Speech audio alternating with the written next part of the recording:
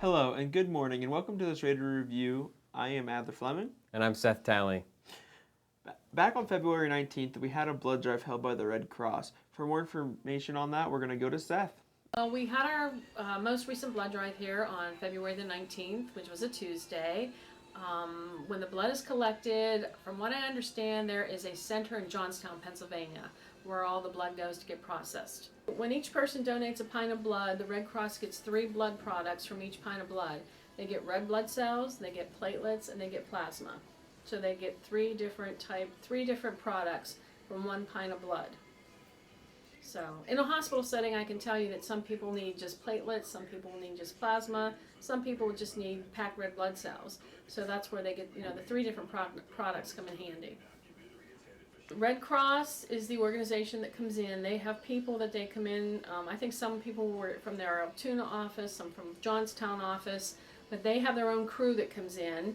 And then Med Club, since we sponsored the event, we were in charge of, making sure, like for instance, I had to do all the facility usage forms to make sure there's chairs and tables.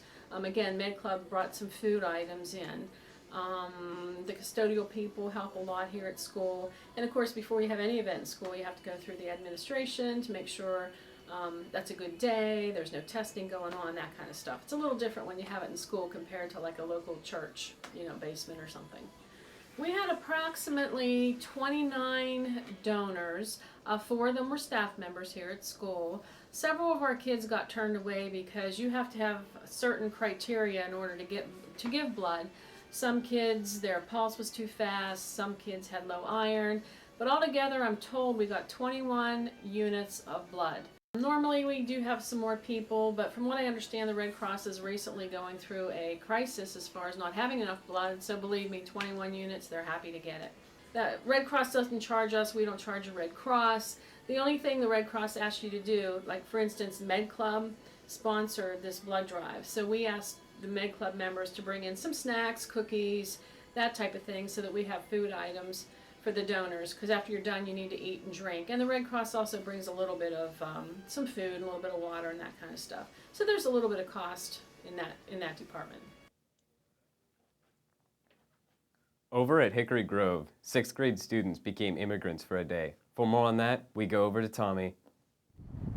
Today, April 18th, 2019, students and teachers of the Hickory Grove Elementary School, specifically the 6th grade, participated in the immigration simulation, meaning they made the hallways of Hickory Grove seem like it was Ellis Island. Now for more on that, let's talk to some students and teachers. Good morning and welcome to the 6th grade immigration simulation. What country are you from? I am from Austria-Hungary. What's your name? My name is Bert Barshi. How much have you learned about your country since you started the project? I've learned quite a lot about their customs and their holidays. What's your favorite part of the project? Probably just seeing what's going to happen because, as they said at the beginning, it's all random and it's kind of confusing, so it's kind of interesting just to see what's going to happen. What's your name? I'm Emilio Kirisella, What country are you from? Verona, Italy. How much have you learned about your country? Nothing. What's your name? Salvatore Delfino, What country are you from? Italy. Now, as a student, would you suggest they do this project again next year for the next year's kids? Yes. So what's the main idea or lesson you hope the kids will learn from this? We want them to be able to experience what it was like for the immigrants coming over to Ellis Island instead of just reading about it. Now, how's the reception been with teachers and students? Overall, it's been great. We've had support from the administration. We get parent volunteers every year. The 6th grade is wonderful with cooperating with this project, and the kids seem really excited about it. They come in talking about it, and it's something to look forward to them. Do you think there's any improvements that could be worked upon at all, or is everything going well? It goes pretty well, but every year we do sit down and reflect. There's always room for improvement. The students take a survey afterwards, and that is one of the questions, so we look at that and then take that and revamp anything that we need to for next year. How much planning has gotten into this? It's a lot. The kids spend a lot of time on it. They spend about 2 weeks in class preparing for it. They prepare in reading, DI, and social studies, and it's a lot of research at home, so they put a lot of effort into this one day. Do you think this whole entire project is worthwhile, and you think the kids are actually learning a lot from this? I do, and the way I know is because when they come back, they talk about it. So when they come back to visit, they say, hey, remember when we did that? So overall, I think it they get more out of this than just reading about it.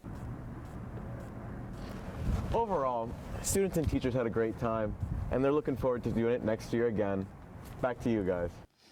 In the high school, seniors of the class of 2019 opened their time capsules they made back in 7th grade English. One thing you remember from your 7th grade year, it most likely isn't much.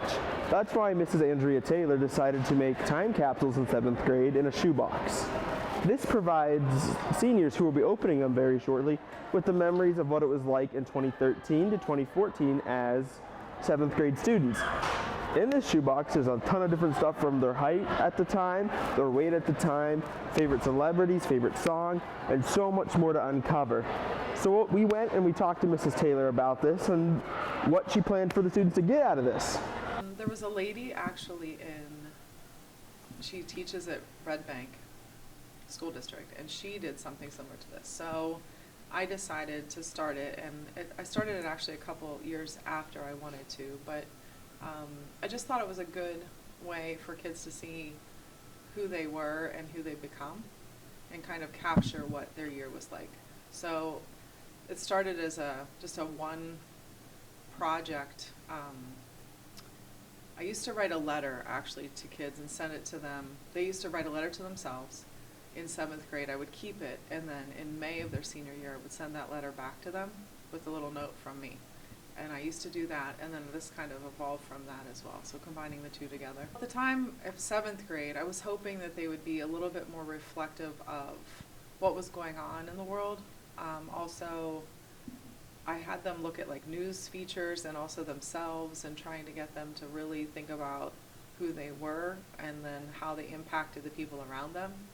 And then hopefully they look back at themselves as 12 and 13-year-olds and can see how they've changed a little bit. There's a string in there, so it shows their height. Hopefully they've grown a little bit, and not just physically, but mentally as well. But I really like this photo of me because I haven't changed at all, and I'm really sad about it.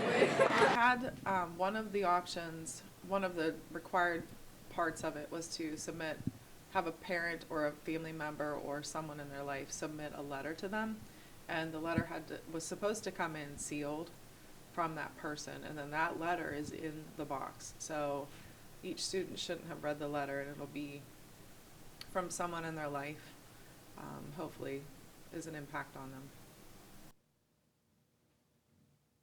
We would like to do a special thank you to the class of 2019 and Mrs. Andrea Taylor for being interviewed for this project.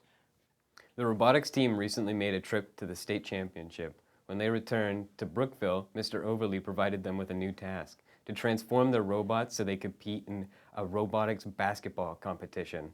So we made so many different changes. We came up with, instead of our claw that was originally on the front, we put now a ball shooter onto it, which sits about 1 foot high into the air so that we can get a better arc on it. And then we also put a ball catcher on the front of it, which the two of the wheels spin, and then it goes the whole way up. So it has rubber bands that go across, wheels that'll continuously spin, and it goes up against a wall, goes into the front, so it's kind of like it's a ball return. And then it consistently fires with 2 rubber bands that are attached. Last competition, we added a ball shooter to our robot and a way to load the ball. And we also used the vision sensor to make a targeting system. Honestly, I've taken a lot away from robotics this year. I think it's been a very helpful class for me as I get older. It has taught me how to work with other students and to be able to work as a team, solve problems, come together as one, and get the job done. It has taught me how to code. It's helped me with my coding, which is a subject field that I'm very interested in, and I plan to extend my knowledge on later in college. And the whole coding with the robot has been very beneficial to me. Definitely working with others it went throughout the whole year. It was really hard to get along with all the different ideas that we had to come across, but everybody got through it, and we made a robot that actually worked, and it really, really is nice to figure out how everything goes.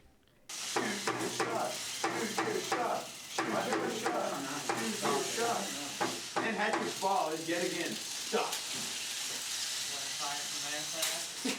Well, I guess the main thing I learned this year was about coding and how to code a robot at all, because I had no previous knowledge on that before I had taken this class. Time from 3. That's the 1-pointer. That's from 3-pointer. Trash Junior. Oh my goodness. What do you have to do to be the referee? Well, I need a whistle, but Mr. Overly's been slacking on that one. He did say he would acquire me a whistle by the end of the week, so hopefully he comes through on that. 0-0 tie. What are your predictions for this game 2? I'll probably score 2 or 3 points and you won't score any now.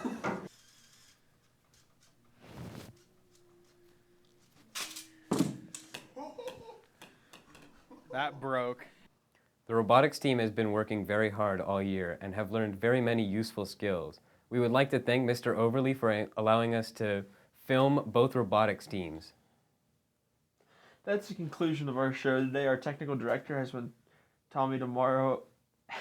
Audio was engineered by Aaron Briggs, and the floor director was Adam Martz. We appreciate you tuning in, and don't forget to tune into our graduation ceremony live stream at Wednesday, June 5th at 7 p.m. Thank you for watching.